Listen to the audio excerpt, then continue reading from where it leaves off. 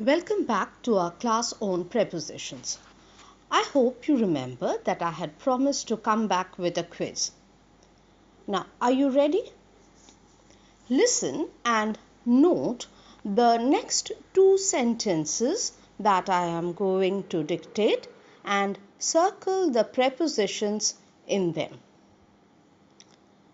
Sentence number 1. He is in the office. I repeat, he is in the office. Sentence number 2. My friend came in. I repeat, my friend came in. Now, circle the prepositions in both these sentences. Have you done it? I'm sure you have circled the word in both the sentences. Now, in sentence 1, the word in is definitely a preposition. But is it a preposition in sentence number 2?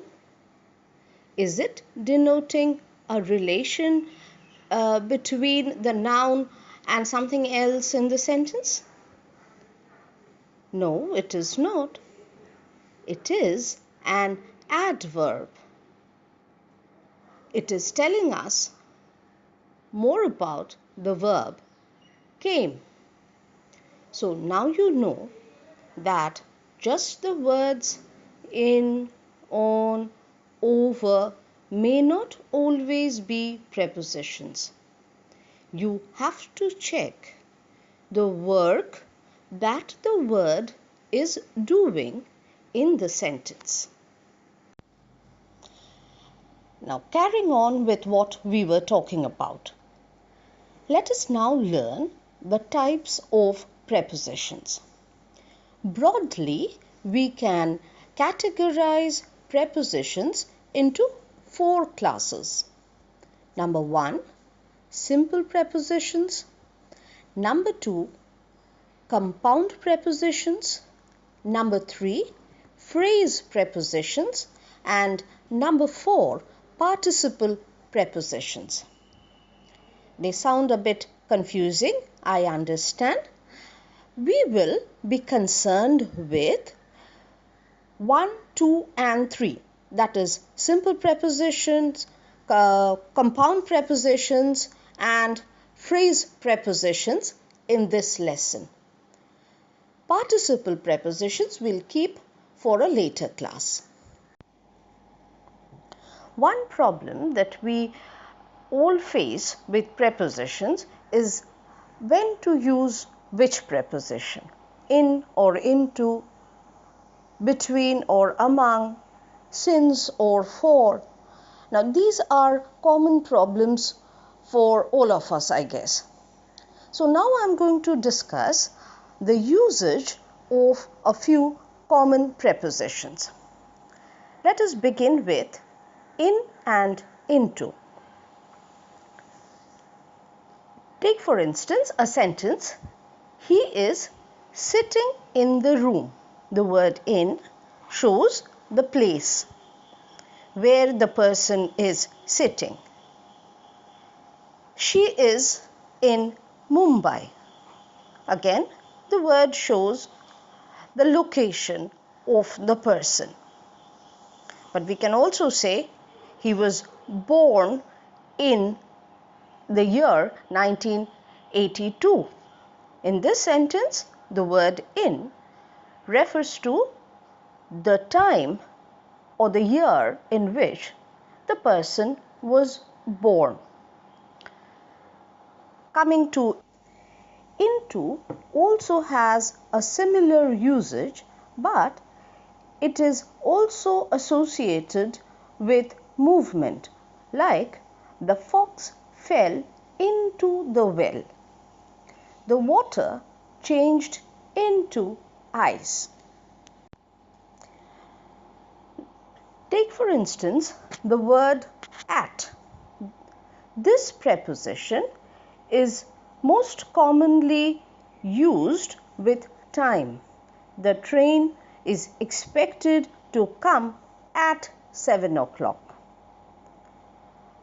The train will come at midnight.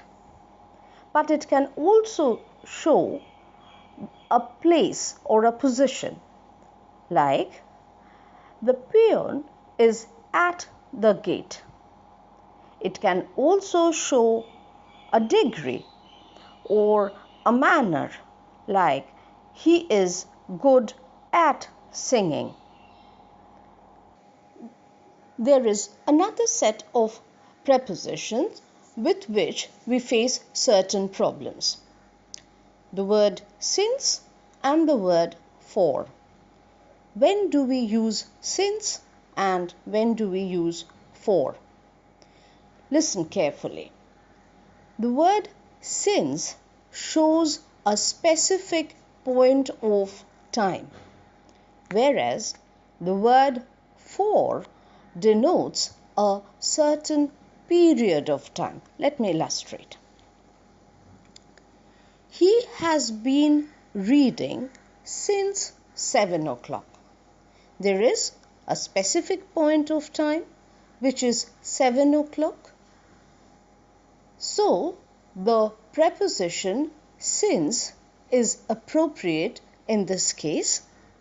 But if I have to say he has been reading for 5 hours, I am not saying a specific point of time, but rather trying to talk of a duration, a period of time, 5 hours. In this case, for is the right preposition. I hope you will not have problems with these usages in future. But of course, they need a lot of practice, and for that you will be provided with worksheets in which you can solve and find out whether you are comfortable with the usage of various prepositions. We will come with more such expositions later on. Now I am going to provide a list of the common prepositions and give you one example of how it is used. Notice the use of the preposition in the sentence. With. He cut an apple with his knife. Fill the box with books. By. I went to Agra by bus. I shall return by 4 o'clock. From. He came from Chennai. He was absent from last month. On. The book is on the table. The fan is above our head. To. He came to me. About. Please tell me about the accident. After. He is running after the thief. Behind. The dog is behind the door. Under. The cat is under the table. Within. She will return here within a week. Now, these were some of the very common prepositions that we have. I would request you to notice the prepositions in sentences whenever you read a book, and that would surely help you to find out how to. What are simple prepositions? Simple prepositions are those words which I'm sure you have identified them by now. In, on, by, after, with, till. Compound prepositions are words which have a kind of a prefix like about, before, behind, beyond, without. Phrase prepositions are a group of words which come as a single meaning. For instance, according to, in spite of, by means of, in order to. These groups of words have very specific meanings and they are known as phrase prepositions. In the sentences discussed so far, we have used various simple prepositions and a few compound prepositions like about, within, behind, etc. Now I'm going to read out a list of phrase prepositions.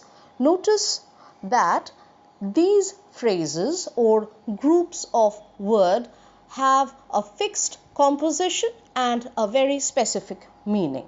For instance, when we say afraid, we have to say afraid of, not afraid about or afraid after.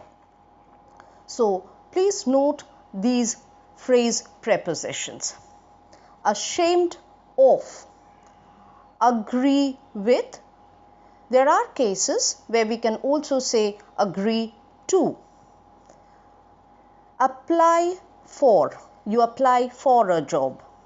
Addicted to, a person is addicted to a particular thing, maybe addicted to mobiles, addicted to the television. So it will always be followed by to and no other preposition.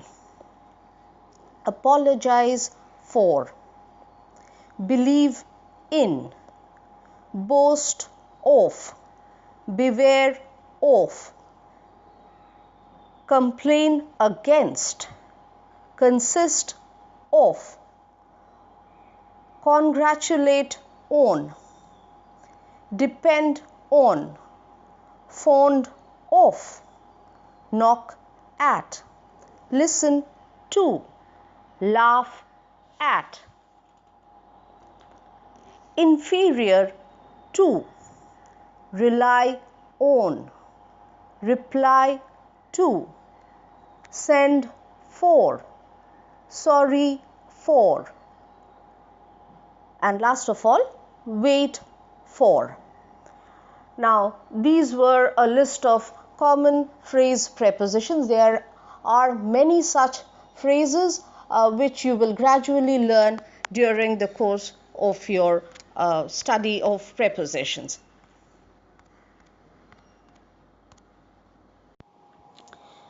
With that, we come to the end of our second lesson on preposition. I would suggest that you solve the given worksheet along with this audio class, and we will check the answers and then move on to our third lesson on preposition. Thank you so much. Bye.